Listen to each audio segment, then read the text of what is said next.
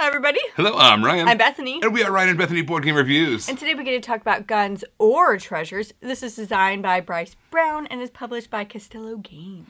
All right, so what are the kind of things that you think are in a game called Guns or Treasures? I think it's going to be a library. Okay. And Cantaloupe. I think those are great picks, but actually, the game Guns or Treasure is about guns or treasure. And the occasional bomb throwing. Shocker!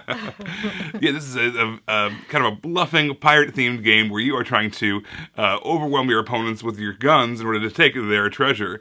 But maybe you also have some treasure that you're trying not to get blown up. So let me give you a quick overview of how to play. All right, here is our setup for Guns or Treasure. It's basically just a huge deck of cards. And what's going to happen is at the beginning of the game, everyone's going to get a hand of 6 cards dealt to them. It's going to consist of, guns or treasure or bombs possibly. All right, so what's going to happen is there's kind of 2 phases to this game. First, we're going to be doing our ship building. So you can build between 1 and 6 ships during this phase.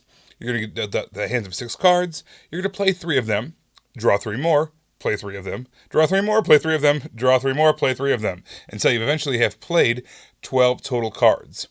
All right, so then what we're going to do is we're going to take those ships and we're going to send them out marauding and attacking each other, or possibly retreating to kind of save some treasure. All right, so let's look at our first hand here. We've got some small treasures, some cannons. What I'm going to do is I'm going to start off with putting a big old cannon out there. We're kind of going to go around in a circle playing our cards. And everyone's going to get a chance to play 1 card at a time. Then what I want to do is I think I want to take some treasure, and I'm going to hide it behind that big gun on my next turn, and kind of showing that you don't want to mess with this particular ship. It's got big guns in it, of course. But really what we're doing is we're trying to sneak some treasure past people. All right, so on our next turn, maybe we do the opposite thing. Maybe we put out a small treasure, letting people think, hey, this is a weak ship. All right, so now we've got 3 cards played. We've got 3 cards remaining in our hand. Let's draw 3 more. All right, so now we've got 3 more cards. All right, we've got some strong treasures. We've got some big guns. So now what I want to do is on our turn, I think I want to play some of these big guns behind this small treasure. Put another one back there. And you know what? I want to sneak in some more of those big treasures behind there. Sorry, I just bumped the camera a little bit. All right, so now we've played 3 more cards. We're going to draw 3 more cards. And this time, we've got a bomb in our hand. Bombs are pretty interesting. What we're going to do is we're going to put a small gun out there. And then behind it, what we're going to do is we are going to put that bomb. And then I'm just going to put out some more cards there just to show that we can build, as many ships as we want. Again, you're going to max out at 6.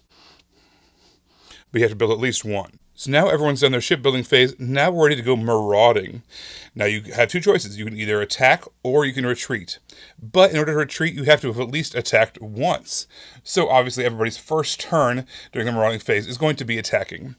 Now when you're attacking, what you do is you basically choose one of your ships, and then you choose a player, one of your opponents, and you choose one of their ships. And you basically say, my ship's going to attack your ship. So let's say I've got a pretend ship over here.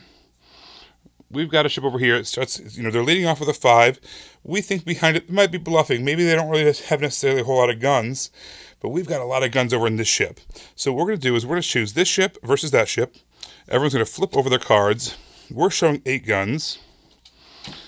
They only had the 5 up front. All the rest is treasure. So what's going to happen is all the guns are going to get discarded. All the treasure from both our ship and from their ship is going to go into our personal storage area. That's basically going to be points for the end of the game. Again, everything else is discarded. And again, after you've attacked at least once, now you can start retreating. So we know we've got some treasures hidden behind here. Let's go ahead and on our next turn, we're going to retreat this. Same thing, all the treasures are going to go into our personal pile. Any of the guns are going to get discarded out of the game. Now, the last thing I want to show you is how the guns work. Let's pretend this is a different ship belonging to a different opponent. We've got this ship over here. What we can do is we think there might be some good treasure on that ship. We can send this after that ship. It's just like always, we're going to reveal everything. Now, if either one, there's a whole lot of guns there. If either one of the ships has a bomb on it, everything on both ships is destroyed, including any treasures. So we basically just knocked out a whole bunch of their guns. They're probably planning on using those to take over somebody's ship, maybe even ours. But now, because of the bomb, nobody is going to get anything. All right, so basically after all of the ships have gone marauding, all the treasures that you were able to keep. You're going to count all that up, and whoever has the most amount of treasures wins the game. So in this case, we had, I don't know, a good amount there. It looks like 14, which is not too bad. All right, so the other thing I want to show you is the captains. Once you're a little bit more familiar with the game, you can deal out these captain cards at the beginning of the game. They're basically going to give you some asymmetric powers. Let's read off one of these here. This one says, Martha O'Malley, bomb diffuser. Whenever you attack a rival ship, you may nullify one bomb card in that battle, which is fantastic. These are also double-sided, so there's tons of ways you can kind of mix up the game a little bit, give each every player some powers. There's also this really, really handy card counter. This basically shows you all the cards that are in the game and the probability that you might draw them. So that can be really handy if you're trying to figure out what other players might have or what you might draw in the future. All right, so then the very, very, very last thing I want to talk about is there's also a kind of a standalone expansion. It's called Parrots and Monkeys. And as you can expect, it includes 2 new cards called the Parrots and the Monkeys. All right, so first of all, the Monkeys, those are a treasure card. But they're a negative treasure card. They're worth negative 5 points. So anytime someone would take treasure from you, just like the normal way in attacking, and they come across as monkey, they're actually going to lose points, which is kind of cool. Also, we got the parrot. The parrot acts kind of like a mimic. So no matter what the front card of your ship is, that's going to be what it becomes. So if you've got a big old treasure, let's say like a 5 treasure, and you put a parrot behind it, that parrot becomes the 5 treasure, which is really strong. If you need something to become more guns, you can use that. If you need something to become more treasure, you can use it for that. But no matter how you play, whether you play with the captains, whether you play with the parrots and monkeys, you're going to add up all your treasure at the end of the marauding phase, and whoever has the most amount of points wins the game. The iconography in this game is extremely clear and simple. I mean, there's not a lot. It's just like the guns or the treasures or a bomb, but then the amount of that. But it was really nice because we were able to play it with our kids, and it's super straightforward like that. So it's either this, or that. I mean, that's it. And then the amount of that. So it was very clear and really easy to play with our children. Yeah, the bluffing aspect of this kind of reminded me a little bit of like the liar's dice, where you have a little bit of information that's showing, but the rest of it, nobody else has.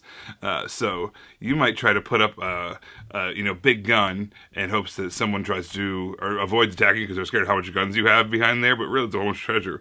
Or vice versa. Maybe you put some treasure up front, face up so people can see that, and they're like, oh, some easy treasure I see. Or maybe you're a jerk and you place the exact same thing at all the beginning of all your ships, so we have no idea what you have, Ryan.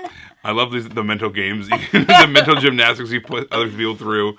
And then, of course, there's the bombs, kind of just throwing a wrench in everything. So, there's a lot fewer bombs, so when they do happen, it's like super exciting and like, So I love that kind of that bluffing aspect, that not getting the full amount of information to people as you're playing them out. And you have to attack in this game, so eventually you can retreat to try and get some treasure, but your first one has to be an attack, so you have to be prepared for that, and you also have to be prepared for people to potentially attack you, so you can't just set yourself up to get all this treasure and then, leave from the second half of the game. See you guys! Yeah, you have to go out, and you have to do something, and potentially it could damage you, or somebody could attack you, so you kind of have to, play that out, and like Ryan said, just kind of, figure that out and try to psych people out to get something. So there's a Guns or Treasure base game. There's also a standalone expansion called Parrots and Monkeys. So you can either play this by itself, and it basically has the same thing going on as here, just on a smaller scale. Only plays up to 2 to 3 players. Or, preferably, what you want to do is you want to add them together, shuffle all the cards together. This introduces 2 new kinds of cards called, appropriately again, Parrots and Monkeys. The monkeys actually act as a negative treasure. Yeah. So you can actually try to sneak in some negative treasure to somebody. They think they're going to, take over your ship and get a whole bunch of treasure. Psych. Nope, it's negative. It's the monkeys. And the parrots kind of act like a wild card almost. They are parrots, so they mimic whatever the front card is. So maybe you have a bunch of treasure there. They're going to get you extra treasure. Or if you have a giant giant cannon, it's going to be a big giant gun. So I love the ability to kind of modify and mix things up, especially as you're more familiar with the base game. Adding these in gives you a lot more variety and a little more suspense as well.